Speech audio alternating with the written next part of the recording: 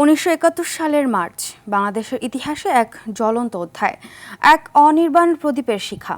১ March Yahya Khan হঠাৎ করে জাতীয় পরিষদের অধিবেশন স্থগিত ঘোষণা করলে মুহূর্তেই ক্ষোভে ফেটে পড়ে পুরো বাংলা। রাস্তায় নেমে আসে বিক্ষুব্ধ শ্রমিক জনতা, ছাত্র, কৃষক, শিক্ষক সবাই। মুক্তিযুদ্ধমন্ত্রী অবসরপ্রাপ্ত মেজর হাফিজ উদ্দিন আহমেদের মতে, শোষণ নিপীড়নের দীর্ঘ অন্ধকার ভেদ করে যে সূর্য উদিত হয়েছিল তার প্রথম লাল আভা ফুটে উঠেছিল এই অগ্নিঝরা মার্চেই। রুদ্র রফিকের রিপোর্ট। ৩৪, ৩৫ সানবিট ১ চামচে ৩০+ বাসন পরিষ্কার।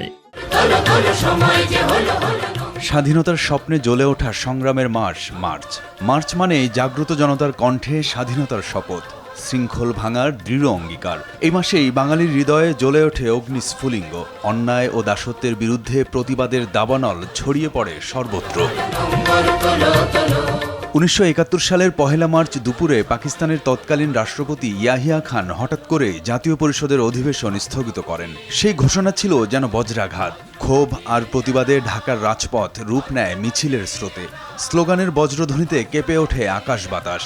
মার্চের সেই অগ্নিঝরা দিনগুলোই ত্বরান্বিত করে দীর্ঘ ৯ মাসের মুক্তির সংগ্রামকে।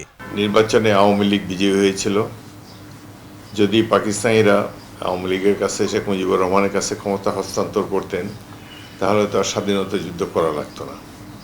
কিন্তু যেহেতু পাকিস্তানিরা কোনোদিনই গণতন্ত্রকে বিকশিত হতে দেয়নি এবং পূর্ব পাকিস্তানকে তাদের কলোনি ভেবেছে, এই ধারণার বশবর্তী হয়ে ইয়াহিয়া খান একটি বর্বর হত্যাকাণ্ড বাংলাদেশের জনগণের উপর চাপিয়ে দিয়েছে, যার ফলে বাংলাদেশের জনগণের পক্ষে বাংলাদেশের স্বাধীনতা চাওয়া ছাড়া আর কোনো গত্যন্তর ছিল না। ১৯৭১-এর মার্চ কেবল একটি মাস নয়, এটি একটি জাতির পুনর্জন্মের কাব্য, একটি মানচিত্রের আত্মপ্রকাশ ও একটি রক্তস্নাত অথচ গৌরবময় অধ্যায়ের সূচনা। মেজর জিয়াউর রহমানের স্বাধীনতার ঘোষণা কালুরঘাট বেতারগন্ধ থেকে যেটি তিনি দিয়েছেন, এটি দেশের জনগণকে উজ্জীবিত করেছে, অনুপ্রাণিত করেছেন। সারা দেশের মানুষ মুক্তি সংগ্রামে জীবন বাজি রেখে অংশগ্রহণ করেছে, ৯ মাস বীরের মতো যুদ্ধ করেছে। এ কারণে এই দেশটি স্বাধীন হয়েছে। মুক্তিযুদ্ধ না হলে এই দেশ কখনো স্বাধীন হতো না। মার্চের প্রতিটি দিন ছিল অগ্নি পরীক্ষা, প্রতিটি রাত ছিল অনিশ্চয়তার অন্ধকারে দীপ জ্বালানোর চেষ্টা।